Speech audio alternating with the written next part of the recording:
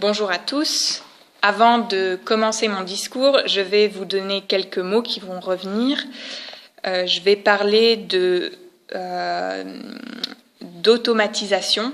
On va parler du travail. Je l'aurais peut-être dû annoncer le sujet. On va parler du travail et de l'avenir du travail. Donc, je vais parler de l'automatisation, de l'individualisation et de l'insubordination. Mais je vais expliquer tous ces termes dans le discours, ne vous inquiétez pas. Alors, je commence. Aujourd'hui, nous allons nous poser ensemble la question suivante. Comment travaillerons-nous demain ? C'est un vaste sujet, me direz-vous, et bien sûr, je ne vais pas pouvoir répondre à cette question en 5 minutes. Mais je veux vous livrer ici quelques pistes de réflexion. Pour cela, je me suis basée sur un article de Futurible. C'est une revue francophone très intéressante. Alors, dans l'article, on mettait en avant 5 grandes tendances lourdes qui influenceront le monde du travail d'ici 2050. Donc, je vais vous donner ces 5 tendances et puis ensuite, je les expliquerai. Ces tendances sont une extrême fragmentation du travail, l'automatisation, l'ubérisation, l'individualisation et l'insubordination. Commençons par la première tendance, l'extrême fragmentation du travail. La fragmentation, c'est lorsqu'on décompose le travail en tâches élémentaires, et ce n'est pas nouveau, c'est apparu avec le taylorisme, le fordisme. On a tous l'image de cet ouvrier qui visse le même boulon, qui fait le même mouvement toute la journée. Mais ce qui est nouveau, c'est que la fragmentation, à l'avenir, va s'accélérer. Elle va être plus intensive, notamment à cause des nouvelles technologies. Grâce à la numérisation, grâce au réseau, on peut mieux distribuer les tâches et surtout, on peut aussi les externaliser, c'est-à-dire qu'on va sous-traiter des tâches particulières. Les entreprises le font de plus en plus. Deuxième grande tendance, l'automatisation. Ça aussi, ça ne date pas d'hier. Les robots dans les usines, ça se fait depuis longtemps. C'est ça l'automatisation, c'est l'utilisation de robots.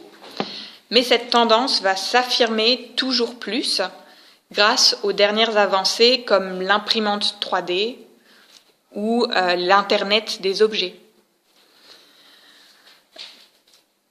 Et peut-être que nous ne serons pas forcément tous remplacés du jour au lendemain par des robots, mais en tout cas, à l'avenir, nous serons certainement amenés à travailler avec des robots. Je pense par exemple aux exosquelettes. Ces espèces de combinaisons robots qu'on peut mettre pour soulever des charges plus lourdes, par exemple. Troisième tendance, l'ubérisation. L'ubérisation, c'est l'utilisation de plateformes sur Internet pour se faire rencontrer des personnes qui offrent un service et des personnes qui veulent acheter ce service. Vous pensez tout de suite à Uber, bien sûr, mais ça fait référence aussi à tous ces mini-jobs comme les cours particuliers, par exemple.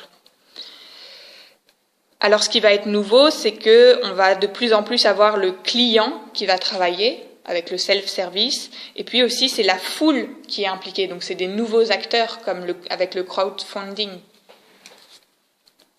Et le problème de cette tendance, c'est que ça va entraîner une précarisation du travail, parce que, par exemple, dans ces classes-ci, il n'y a plus de contrat, il y a moins de protection sociale, etc.